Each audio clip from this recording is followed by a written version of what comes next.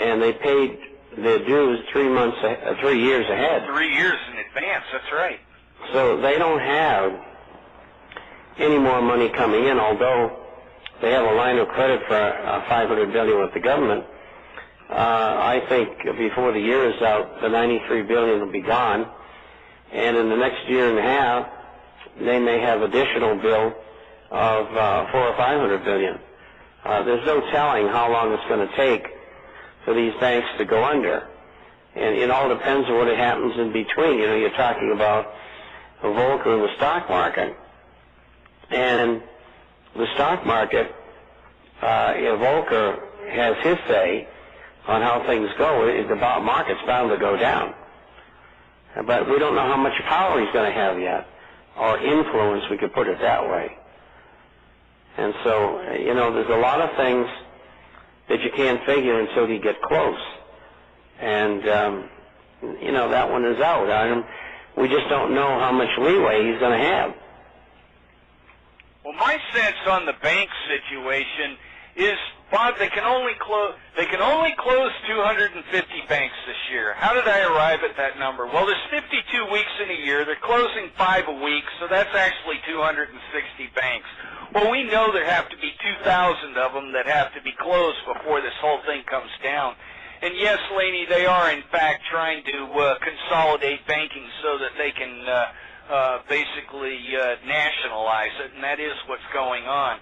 But the thing I find interesting about that is that at some point the number of bank failures, in order to absorb all the ones that are bankrupt and indeed, you know, dying on the vine, they'd have to get rid of 15, 20, 25, 30 of them a week. And frankly, that would tip people's hands in this country that there are problems, and you'd have a run on the bank. So somewhere along the line, they're going to blow the, they're going to blow the lid off this little situation that's going on, and people are going to wake up in another level and order of magnitude. And at that point, that's when you probably see the bank closures, the runs on the banks, and at that point, we devolve into pandemonium and chaos. Well, at that point, with the unemployment, it could very well lead to revolution. Well, we keep coming back to that, and once again, people don't want to think about this stuff. But what Bob was talking about before the break, about what happened in 1920s Germany and the Weimar collapse, really is it's been repeated in other places around the world too. Argentina in 2001 wasn't terribly far away from that. You had Zimbabwe in, here recently, where you had the same kind of financial collapse and situation. The Soviet Union collapsed in 1989, and that wasn't because Ronald Reagan beat them into submission by outspending them in military. It was because their economic system collapsed.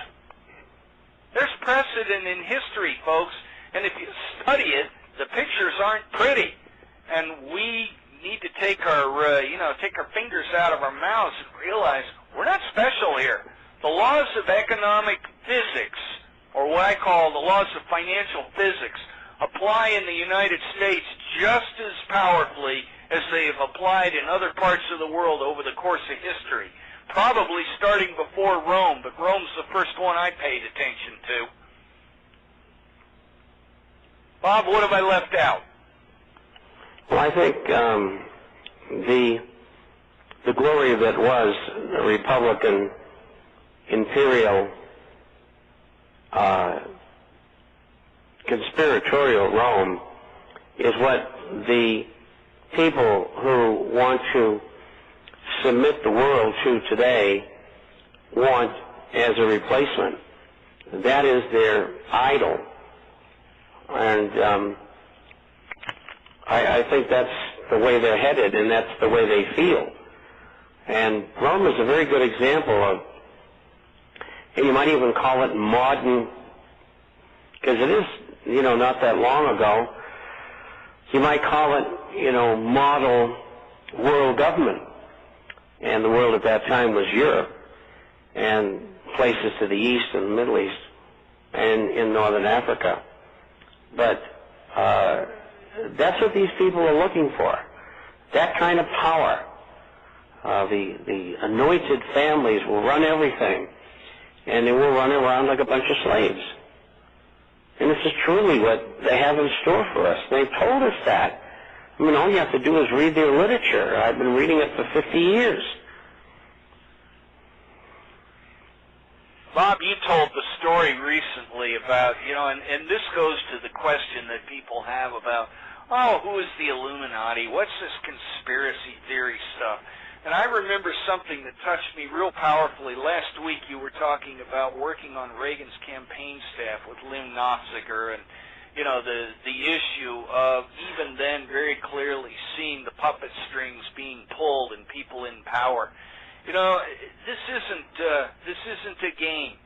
And Bob, I'm going to invite you to, if you can, kind of dig back and show us, pull the curtain back a little bit and give us another example of the demonstration, if you will, the illustration that the Illuminati and this whole business about the conspiracy of one world government isn't a fantasy. It's not a fabrication of right-wing extremism. It is an acknowledgement of truth. I'm trying to pierce the veil here, and give us another example of that if I can put you on the spot there. Well, I think a very good modern example is the murder or assassination of Jack Kennedy. And others were involved, but the plan was something that was put together simultaneously by several groups of people who didn't want the things that Jack Kennedy wanted to happen. And it's understandable why. And we had the Promendex, which was run by the Israeli Mossad. Their part was because Jack Kennedy wanted the Israelis to do away with the atomic weapons that they had at that time. And he was very, very vehement about that. Secondly, you had the campaigns which were run for Jack's election, and the mafia delivered Illinois, and Jack's father reneged on the deal. And the deal very simply was, you won't bother the labor unions, because the mafia in those days controlled them. And so that brought in the mob. The CIA was brought in because Mr. Kennedy wanted to get rid of the CIA.